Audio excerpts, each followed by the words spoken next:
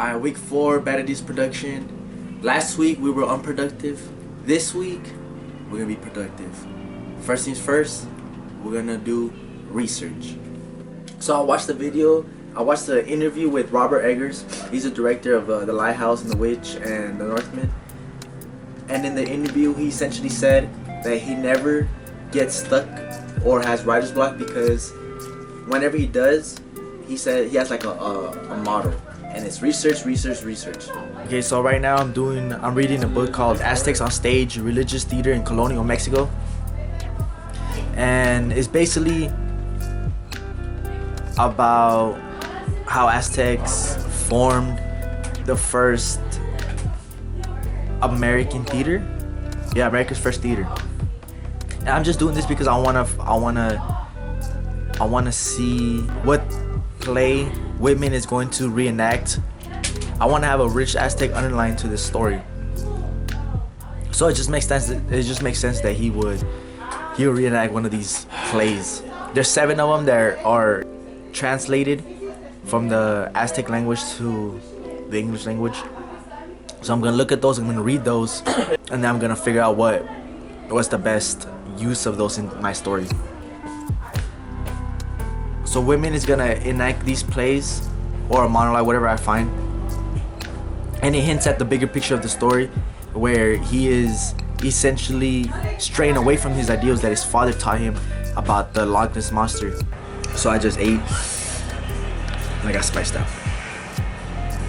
But what I'm looking at right now is I'm reading a book where it's called Aztecs on Stage, Religious Theater in Colonial Mexico.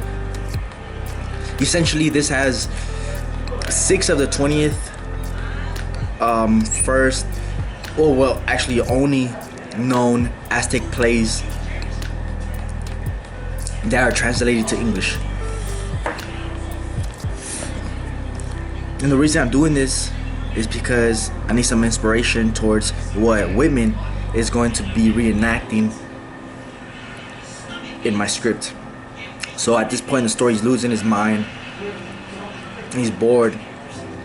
So he starts reenacting plays, singing, just doing things to get his mind from being bored.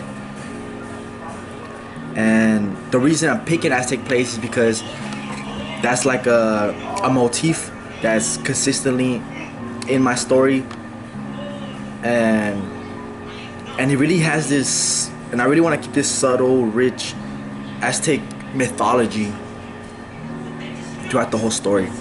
It just gives it, a little je ne sais quoi, a little oomph. And the reason I pick Aztec plays during this time was because there is this great similarity towards the two, where at this point in the Aztec history, they've been conquered by Spain. They've been conquered by Spain, and Spain wants them to abandon their old gods and accept Jesus Christ as their leader, as their savior, right? But you can't do that right away. It's not an immediate process. It's something that's slow. It's a slow process. So what they started doing was that they started doing plays where both Aztec traditions and European traditions merge, and Aztec performers essentially help. So if you see someone that you recognize as your own people giving you these messages about God and about your own values and your own morals and your own traditions, and you merge them together, it makes it easier to stomach and digest, instead of it was just these white Europeans doing it.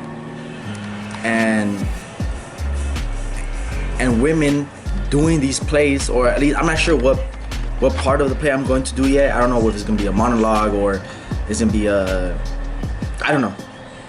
All I do know is that this is supposed to hint at women. It's supposed to hit at women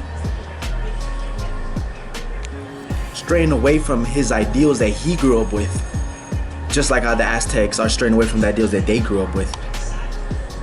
And it's also looking at him rebelling, and showing maybe something that he truly loves, which is art. Because that's kind of the point of the story, that he's not doing this. His passion isn't to find the Loch Ness Monster. His passion is something else. He's doing this because of his father. And I don't know what his passion is yet. I'm still writing. You know, it's still the first draft. But maybe it could be art. Maybe it could be theater. Maybe it could be something dramatic. So that's what I'm doing right now. So I'm going to read this little part and figure out what part of the play I want to use in my script. Okay, so about an hour reading, or 2 hours of reading now, I have narrowed down to a couple choices. So essentially the Aztecs had stories that were divided to two sections, one being of morality and the other one being of the other category was more open-ended. But in that part of the in that group, there was plays that just were essentially history towards other empires that had fallen just like the Aztecs did. And that's what I think I want to do. I want women to recreate or reenact a play that talks about the history of, well, I haven't read the play yet, but it does say that there's plays about the history of empires that have fallen, and that's what I want to do. I'm not sure how these plays are gonna go about. Hopefully it's just one character, and that would be much easier to incorporate into my script. It's funny because I'm doing all this research just for like maybe not even a page and a half worth of material. Okay, this is perfect. Look, this is right here. But two works that could be called history plays survived. One about the Roman destruction of Jerusalem in 70 AD, and one about 70 AD, and one about Constantine, who conquered Rome in 312 AD in 312 AD. For nowadays, both stories resonated with their own history of conquest. That's what I need to find. Now, where do I go about finding it? Now, see, if it's mentioned here, it should be in the book, right? Now I'm gonna go and try to look for these two specific plays that have survived, and wish me luck. Okay, so after further research, which included letters from Hernan Cortez depicting his eyewitness accounts towards conquering Aztecs, I decided I wanted to use this. Maybe Cortez his monologue is a letter describing Cortez's eyewitness accounts of Aztec Mexico. Or what I actually think I'm going to do is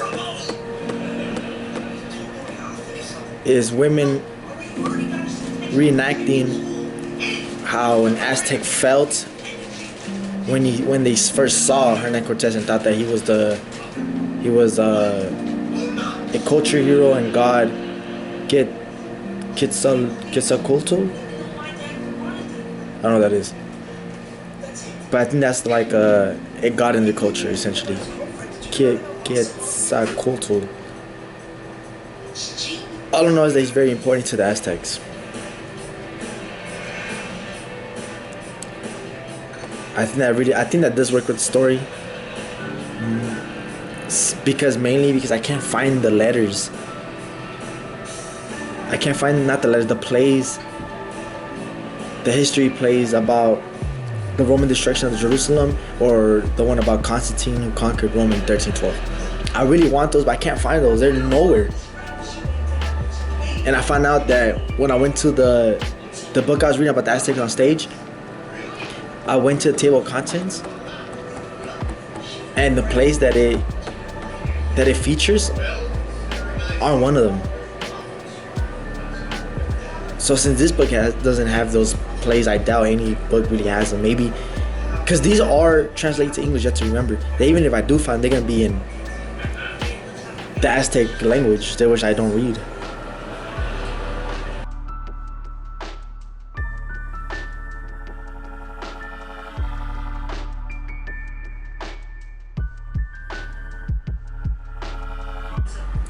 Okay, so after like 4 hours of research, I narrowed down to 3 different options. The first option is either the 6th place or at my disposal from the book. So the second option is going to be the history place, where essentially women breaks down either the Romans destruction of Jerusalem, Constantine taking over Rome, or, and that takes me to my third option, which is women. There's an eyewitness account, first-hand account of what the Aztecs felt and believed when they first saw Cortez. And what I'm going to do is all 3 of them and then pick which one looks the best. What is that? Yeah. Before I continue the rest of this video, I'm gonna take a little It looks break. like the supernatural episode.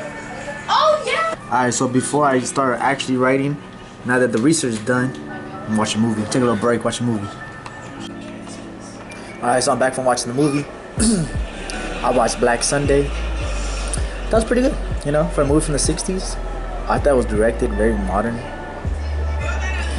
And it was actually very beautiful. Like, the lighting was superb. And I was actually quite impressed and inspired to make a movie in black and white. So maybe after this script, I do a black and white script. I don't know, we'll see. Anywho, so now I'm about to write. I'm about to write a couple scenes. I'm gonna do the 3 different options I was telling you about earlier. And then I'm also, but before I actually do that, I'm going to put a little excerpt of the scene where the father almost gets them killed because of his alcohol use. So we're gonna do that, and then maybe I hit 1 or 2 of the options. So I'll probably end up doing the historical, the historical monologue or the historical play, and maybe I'll just do the, what is this one, where women plays out what Aztecs felt and believed when they saw Cortez and believe that he was I still can't pronounce it. Quetzal. I'll write it down right here.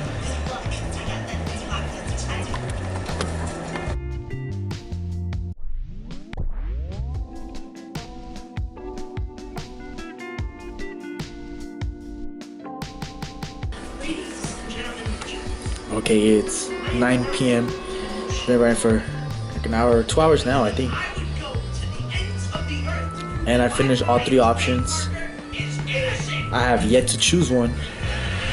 I will do that later, but I had to do extra research because I actually found the play, not the play I was looking for about the history one, but another play called Final Judgment and another one called Sacrifice of Isaac, which are both now white plays, which were one of the first Aztec plays in the first American theater that I was speaking about earlier. So I ended up doing that one. I ended up doing the eyewitness account with the Aztecs looking at Cortez. And I ended up doing what was the other one? Oh, the history plays. Which I just made that up. I just did a marching band going into, a Roman marching band going into war against the Constantine, against the East, right? The East Roman, because it was a civil war. I think that caps pretty productive research day. I'm proud of that. Well, all that research just for one scene. But I did learn a lot. About Aztec culture and their people and their values and their religion and their underworld. So I'm going to implement that later in the script somehow, some way. Maybe in the second draft, maybe in the third draft. We'll see. But for now, we keep on moving. We keep on rolling. Page 37. All right. See you guys next week.